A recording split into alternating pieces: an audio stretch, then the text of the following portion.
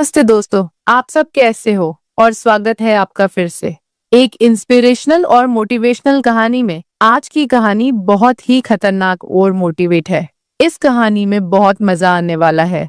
अंत तक जरूर सुनिए। मैंने अपनी अलमारी से ताकत वाली गोली निकाली जो कभी कभार अभिषेक लेते थे और मैं किचन में चली गई। मैंने हल्दी बादाम वाला दूध बॉयल किया और उसमें एक गोली डाल दी ताकि अभिषेक को थोड़ी ताकत मिल सके। ऐसा करते करते रात के 10 बज चुके थे। फिर मैंने जल्दी से दूध का गिलास लिया और अभिषेक के कमरे में चली गई। अभिषेक बड़े ध्यान से मेरा इंतजार कर रहे थे। जैसे ही मैं अंदर आई, अभिषेक खड़े हो गए और मुझे देखने लगे। जब वह कुछ नहीं बोला तो मैंने ही पूछ लिया, ऐसे क्या देख रहे हो? बताओ, मैं कैसी लग रही हूँ? अभिषेक ने संकोच में कहा, मौसी, मन तो ऐसा कर रहा है कि आपको अभी खा जाऊं। मैंने हंसते हुए उसे दूध का गिलास पकड़ा दिया और कहा, मुझे खाने की जरूरत नहीं है, बस तुम इसे पी लो। अभिषेक ने जल्दी से गिलास पकड़ा और एक सांस में दूध पी गया। दूध पीते ही मेरी हाय दोस्तों, तो चलिए आपको जल्दी से शुरू से कहानी सुनाती हूँ। मेरा नाम दीपिका है। मेरी उम्र 28 साल है, लेकिन मेरा दिल हमेशा युवा रहता है और मेरी हाइट लगभग 5 फीट 3 इंच की ऊंचाई के साथ। जब मैं साड़ी पहनती हूँ तो जैसे सब कुछ ठहर जाता है। मेरी सुंदर रंगत पर जब सूरज की किरणें पड़ती हैं तो लगता है मानो मैं एक चांदनी रात में घूम रही हूँ। अब बात करते हैं मेरे 21 साल के भतीजे की, जो मेरा हो गया है। उसकी मासूमियत और उत्साह ने मेरे मन में एक हलचल सी मचा दी है। जब वह मेरी तरफ देखता है तो उसकी आंखों में वह खास चमक होती है, जैसे वह किसी खूबसूरत ख्वाब को देख रहा हो। कभी वह मुझसे कहता है, मौसी, आज आप सच में बहुत सुंदर लग रही हैं। इसलिए मेरे पति कभी कभी दिन में ही मेरा पूजन कर देते हैं। हम शहर में रहते हैं क्योंकि मेरे पति सरकारी नौकरी करते हैं। मेरी 1 साल की एक बेटी भी है, इसलिए दूध की थैलियां भी बड़ी है। मैं अपने पति का आशीर्वाद समझकर रोज लेती थी। भले ही हमारी शादी को 9 साल हो चुके थे, लेकिन मेरे पति अभी तक मुझे अच्छा प्यार करते थे। वैसे आमतौर पर उसका का रंग काला ही होता है, लेकिन मैं बहुत साफ सफाई रखती थी और कभी कभार मेकअप भी कर लिया करती थी। पिछले महीने कुछ ऐसा हुआ जिसका हमें बिल्कुल अंदाजा नहीं था। शाम को मेरे पति साहिल घर आ रहे थे। उनके किसी दोस्त की बर्थडे पार्टी थी, इसीलिए दोस्तों ने उन्हें थोड़ी पिला दी थी और वह बाइक से घर लौट रहे थे। आते वक्त उनका एक्सीडेंट हो गया।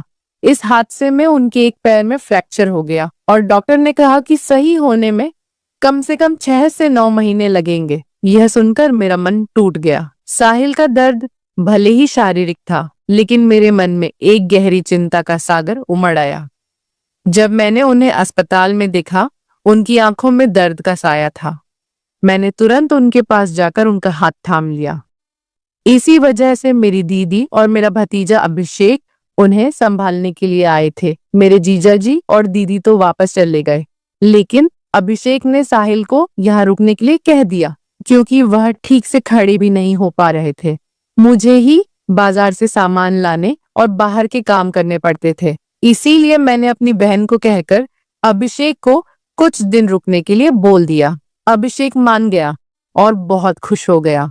अभिषेक मेरे कान तक ही आता था, शरीर भी ठीक ठाक था और रंग भी सामान्य था। अभिषेक ज्यादा बिगड़े किस्म का लड़का नहीं लग रहा था और मैं भी खुश थी कि कोई तो आया जो मेरी मदद कर सके। आज अभिषेक मुझसे थोड़ा थोड़ा शर्मा रहा था क्योंकि वह शादी के बाद मुझसे पहली बार मिला था। रात को जब मैं साहिल को खाना खिला रही थी, तब अभिषेक भी हमारे पास बैठा था। फिर अभिषेक अपने कमरे में जाकर समय पर सो गया था। साहिल के चेहरे पर थोड़ी राहत थी, लेकिन वह अभी भी दर्द में था। तभी मेरी अंदर की भावनाएं बाहर निकल पड़ी। मैंने साहिल के पास बैठकर कहा, वह भी क्या दिन थे जब आप रोजाना भूत मारा करते थे। साहिल ये सुनकर मुस्कुराने लगे। क्या हो गया मेरी रानी, आज तो पूरी मजे में लग रही हो। मैंने कहा, नहीं जी, आपको तो मजाक लग रहा है और इधर मेरी बुरी हालत हो रखा है। सच बताओ तो इस भूत ने मेरा बुरा हाल कर दिया है। मेरे पति बोले, मैं तुम्हारा दर्द समझता हूँ दीपिका, मेरा भी बहुत मन करता है, लेकिन क्या करूं, मैं तो ठीक से खड़ा भी नहीं हो सकता। बस थोड़े दिन और निकाल दो, फिर देखना मैं इस भूत का क्या हल करता हूं। तभी मैंने कहा, थोड़े दिन नहीं, पूरे 6 महीने बाकी है प्लास्टर उतरने में, और मेरा तो 1 महीने में ही यह हाल हो गया। पता नहीं आगे के दिन कैसे कटेंगे। मेरे पति मेरी उदासी दूर करने के लिए बोले, चलो वो नहीं तो कम से दूध ही पिला दो, डॉक्टर ने भी कहा है।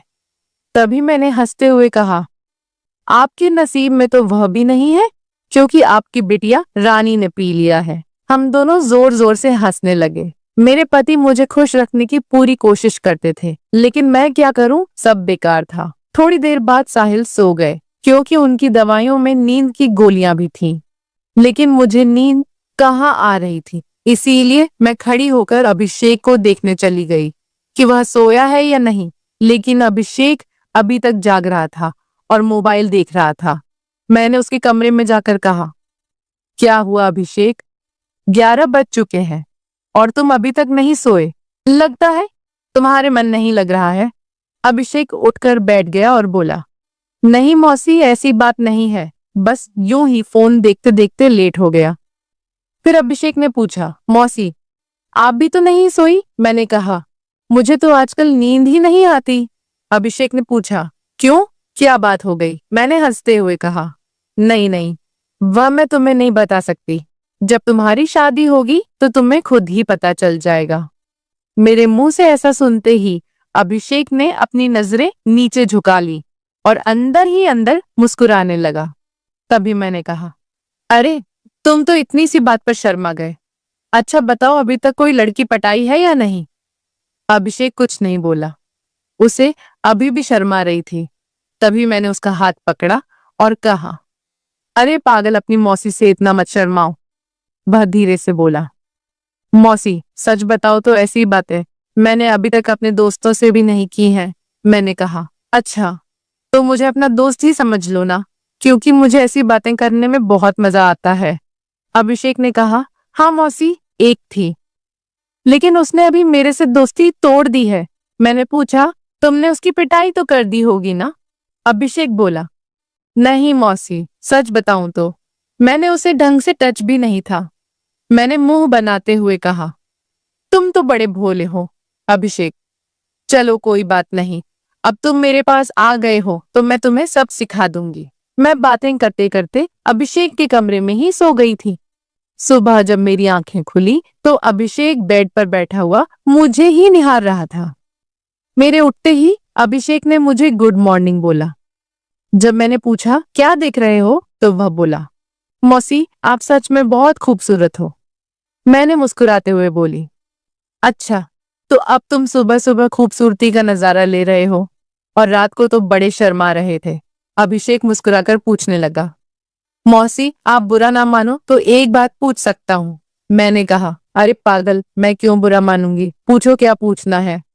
अभिषेक मुझसे कहने लगा, मौसी सच सच बताना, आप जो 2.5 किलो के वजन अपने पास ली घूमती हो, आपको भारी नहीं लगता क्या? उसकी यह बात सुनकर मेरी हंसी छूट गई। इसके बाद अभिषेक मुझसे काफी खुल गया था और अब वह मुझसे ज्यादा शर्म नहीं करता था। इससे मैं भी बहुत खुश थी, क्योंकि अब मेरा भी समय अच्छे से कटने लगा था। अभिषेक को आए हुए 11 से 13 दिन बीत चुके थे और वह मुझसे काफी घुल मिल गया था। वह बाहर के सारे काम कर देता, बाजार से सामान ले आता और अपने चाचा को भी घुमा देता। मेरी तो बहुत सेवा करने लगा था। शाम को मेरा सर भी दबा देता और कभी कभी मेरे शरीर को भी आराम देता। लेकिन मेरी फरमाइश दिनों दिन बढ़ रही थी और मेरे पति की हालत अब भी वैसी ही थी। अब सब कुछ मेरी बर्दाश्त के बाहर हो चुका था। मैंने सोचा कि अब तो अभिषेक ही है जो मेरी हेल्प कर सकता है। वैसे मेरे पड़ोस में भी 3 लड़के रहते थे जो स्टडी करते थे। वे भी मुझे देखते थे। जब भी मैं छत पर बाल सुखाने या कपड़े सुखाने जाती तो वे मुझे ही देखते, और पहले तो मैंने सोचा कि उनमें से एक को पकड़ लूं ताकि कुछ समय के लिए काम चल जाए। लेकिन फिर मैंने सोचा कि मैं इस घर की इज्जत हूं और कल को पता नहीं इनमें से कौन मुझे या मेरे पति को बदनाम कर दे। इसीलिए मैंने उन्हें भाव नहीं दिया। लेकिन अभिषेक तो घर का ही है, इसीलिए मैंने सोच लिया कि वही मेरी हेल्प कर सकता है। आज मैंने पक्का प्लान बना लिया कि आज अभिषेक हेल्प ले ही लूंगी। उसके बाद मैं रसोई में खाना बनाने चली गई। जैसे ही अभिषेक नहाकर फ्रेश होने के बाद रसोई में आया, मैंने दूध निकालने का बहाना बना दिया। मैं रसोई घर में ही लोटे से दूध निकाल रही थी। मेरी बेटी अभी नानी के घर गई हुई थी, क्योंकि घर में उसे संभालने वाला कोई नहीं था। इसलिए अब बाकी का दूध निकालना पड़ता था और घर में मेरे पति और अभिषेक के अलावा कोई नहीं था, तो मुझे डर भी नहीं था। जैसे ही अभिषेक अंदर आया, वह मुझे देखकर एकदम घबरा गया और कहने लगा, सॉरी मौसी, मुझे माफ कर दो। मैंने देखा नहीं और बाहर जाने लगा। तभी मैंने उसे रोक लिया। अरे अभिषेक, क्या हुआ? कोई बात नहीं, अंदर आ जाओ, अभिषेक बोला। अरे मौसी, ऐसे में अंदर कैसे आऊं? मैंने कहा। ऐसे वैसे मत करो और जल्दी से आकर मेरी मदद करो। अभिषेक का मन भी कर रहा था, लेकिन मैं उसकी मौसी थी, इसीलिए वह थोड़ा अनकंफर्ट फील कर रहा था। फिर मैंने उसे कहा, अरे इतना क्या शर्मा रहे हो? अब जल्दी से आओ और मेरी मदद करो। धीरे धीरे अभिषेक रसोई में आ गया और पास आकर खड़ा हो गया। वह मुझे देखता ही रह गया। तभी मैंने कहा, ऐसे क्या घूर रहे हो? क्या तुमने आज तक नहीं देखा? अभिषेक बोला, माँ कसम मौसी, मैं आपको बता नहीं सकता कि मुझे कैसा लग रहा है। बहुत ही अच्छा है मौसी, मैंने कहा। तारीफें करना छोड़ो और यह मेरी मदद करो। तभी अभिषेक बोला, मौसी मुझे नहीं आता कैसे करना है। तो मैंने कहा, अरे बुद्धू, इसमें कुछ नहीं करना, ये लो पकड़ो और बस धीरे धीरे निकलो। थोड़ी देर बाद जब अभिषेक के हेल्प में हाथ तेज होने लगे, तो मैंने सोचा कि अब मेरा आगे झुककर सही से काम करने का समय है। मगर जैसे ही मैं झुकने लगी तो देखा कि अभिषेक का काम तो पहले ही खत्म चुका है। उसे देखकर मेरा मन बहुत उदास हुआ, लेकिन फिर भी मेरी हंसी निकल ही पड़ी। मैंने नाराजगी से अभिषेक को मारते हुए कहा, यह क्या किया पागल? तुमने तो शुरू होने से पहले ही खत्म कर दिया। इसके बाद जैसे ही अभिषेक का नशा उतरा, उसने हड़बड़ा हुए कहा, सॉरी मौसी, सॉरी, वो मैंने ऐसा काम पहले कभी नहीं किया, इसलिए मुझसे ऐसा हो गया। मैं अभी जाकर साफ करके आता हूँ। और उसने मेरी एक भी बात नहीं सुनी और तुरंत रसोई में से चला गया। मैंने भी उसे ज्यादा रोकने की कोशिश नहीं की, क्योंकि मैं समझ चुकी थी कि यह उसके लिए इतना आसान नहीं होगा। इस चक्कर में आज खाना भी लेट हो गया था, इसलिए मैंने जल्दी से खाना तैयार किया और साहिल को कमरे में देने के लिए चली गई। साहिल भी बैठे बैठे खाने का इंतजार कर रहे थे। साहिल बिल्कुल सीधे साधे और सरल स्वभाव वाले आदमी है। वह मेरी बहुत चिंता करते हैं। जब मैं उनके लिए खाना लेकर गई तो पूरा पसीने से भीगी हुई थी। मुझे देखकर वह बोले, इतनी जल्दबाजी क्यों करती हो? दीपिका, धीरे धीरे काम कर लिया करो ना। देखो तुमने अपना क्या हाल बना लिया है। तब मैंने उन्हें छेड़ते हुए कहा, यह तो कुछ भी नहीं है। जब तुम काम करते हो तो मेरा इससे भी बुरा हाल हो जाता है, और तब तो मैं तुम्हें रुकने के लिए भी कहती हूँ, लेकिन तुम तो नो कहकर काम की स्पीडी को दुगना कर देते हो। मेरे मुंह से ऐसा सुनकर मेरे पति मुस्कुराने लगे। तुम भी ना दीपिका, कहाँ की बात कहाँ ले जाती हो। इसके बाद साहिल ने खाना खा लिया और मैंने उन्हें दवाई भी दे दी। दवाई लेने के बाद उन्हें नींद आ गई और वह आराम करने लगे। मैं भी काफी थक चुकी थी, इसलिए मैं नहा धोकर फ्रेश हो गई। इसके बाद मैं अभिषेक के कमरे में उसे देखने के लिए, तो वह भी सो चुका था। फिर मैं भी आकर आराम करने लगी। शाम को जब मैं अभिषेक को चाय देने गई तो वह बैठा फोन चला रहा था। मुझे देखकर उसके चेहरे पर मुस्कान आ गई। मैं भी उसे देखकर हंसने लगी और मैंने उससे पूछ लिया, क्या बात है? अभिषेक, आज तो तुम काफी ढीले ढाले से लग रहे हो। अभिषेक बोला, मौसी, वह मैंने पहली बार काम ऐसा अनुभव लिया था। प्लीज आप बुरा मत मानना, मैं सच बता रहा हूँ, बिल्कुल मेरे से काम नहीं कर पाया। तभी मैंने उसे रोकते हुए कहा, अरे बेवकूफ, मैं कब बुरा मानने लगी? वैसे सच बताऊं तो मुझे भी अच्छा लग रहा था। इसके बाद मैंने अभिषेक को चाय पकड़ा दी और उसके साथ बैठकर पीने लगी। हम दोनों बातें करने लगे। आज अभिषेक के मुंह से मेरे लिए तो फूल ही झड़ रहे थे। वह बस मेरी तारीफें ही करता जा रहा था। मौसी, आप बहुत अच्छी हो। मैं तो सोच रही हूँ कि सारी उम्र आपके ही घर रहूं। इन 13 दिनों में मुझे स्वर्ग जैसा महसूस होने लगा है। और ऊपर से आपकी खूबसूरती। मैंने मुस्कुराते हुए कहा, आज तो तुम्हारे मुंह से सिर्फ तारीफें ही निकल रही हैं। लगता है। अभिषेक मेरा हाथ पकड़कर बोला, आप सही कह रही हैं मौसी। अब आपको भी मेरे काम में मेरी मदद करनी होगी। अब तो आपको मेरी बात माननी ही होगी। प्लीज मौसी, मना मत करना। बस एक बार के लिए मेरी काम वाली बन जाओ। इसके बाद आप जो भी कहेंगी मैं करूंगा। जब अभिषेक सब कह रहा था तो उसका चेहरा लाल टमाटर जैसा हो गया था और मेरी मुस्कुराहट फूट पड़ी थी। मैंने उसके सर पर हाथ फिरते हुए कहा, अरे पगले, इतना सीरियस क्यों हो रहे हो? बताओ, मैंने तुम्हें कभी किसी चीज के लिए मना किया है? वैसे भी अब तुम्हारे चाचा तो वैसा भी मेरे काम में मेरी मदद नहीं कर पाते हैं। और तुम इतना शर्माओ मत। अगर इतना शर्माओगे तो कैसे चलेगा? अब से तुम मुझे अपनी मौसी नहीं बल्कि काम वाली ही समझना। अभिषेक बोला, मौसी एक बात और है। मेरा तो काम करते ही निकल जाता। मैं बहुत काम करता हूँ, मैंने उसे कहा। इसकी चिंता मत करो, इसका इंतजाम मैं कर दूंगी। तुम बस काम के लिए तैयार रहना। इतना कहते ही अभिषेक खुश हो गया और उसने थैंक्स मौसी की रट लगा दी। कहने लगा, मौसी आप बहुत अच्छी हैं। इसके बाद मैं चली गई क्योंकि शाम हो रही थी और मुझे साहिल को नहलाना भी था। जब साहिल जी नहा लिए तो अभिषेक उन्हें बाहर टहलाने ले गया। इसके बाद मैंने जल्दी जल्दी सारा काम किया और उनके आने तक खाना भी तैयार कर दिया। आते ही अभिषेक ने हाथ पैर धोए और खाना खाने के लिए बैठ गए। इतने में 9 बज चुके थे और साहिल की दवाइयों का समय हो रहा था। इसीलिए मैं उन्हें कमरे में ले गई और दवाइयां दे दी। साहिल की मेडिसिन में नींद की गोलियां भी थी ताकि उन्हें ज्यादा दर्द ना हो और आसानी से नींद आ जाए। साहिल दवाइयां लेकर जल्दी ही सो गए। मैं उनका सर दबा रही थी। जैसे ही मुझे पता चला कि साहिल सो चुके हैं, मैं नहाने चली गई। नहाकर मैंने रेड कलर की साड़ी पहनी, बालों का जोड़ा बना लिया और महक के लिए परफ्यूम भी लगा लिया। वैसे तो मैं मेकअप कभी कभार ही करती हूँ, लेकिन आज थोड़ा थोड़ा कर ही लिया ताकि चेहरा ब्लश करे। पूरी तरह से तैयार होने के बाद मैंने अपनी अलमारी से ताकत वाली गोली निकाली जो कभी कभार साहिल लेते थे और रसोई में चली गई। मैंने हल्दी बादाम वाला दूध तैयार किया और उसमें एक गोली डाल दी ताकि अभिषेक को थोड़ी ताकत मिल सके। ऐसा करते करते रात के 11 बज चुके थे।